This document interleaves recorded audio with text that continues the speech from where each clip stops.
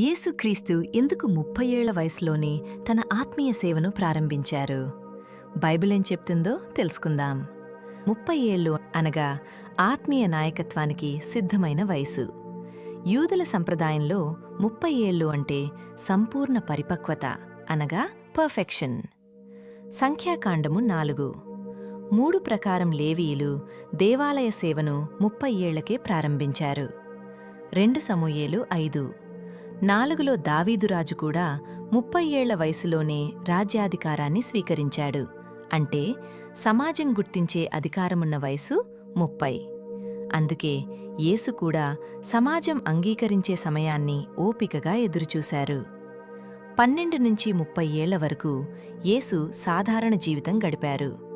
Mark 6:3 ప్రకారం వడ్రంగిగా అనగా కార్పెంటర్గా పనిచేశారు. లూకా 2:51 ప్రకారం తల్లిదండ్రులకు విధేయుడుగా జీవించారు. లూకా 2:52 ప్రకారం యేసు జ్ఞానమందును, వయస్సునందును, దేవుని దయయందును, మనుష్యుల దయయందును వర్ధిల్లుచుండెను. ఈ వీడియో లైక్, షేర్ చేసి మా ఛానల్ను సబ్స్క్రైబ్ చేసుకోండి.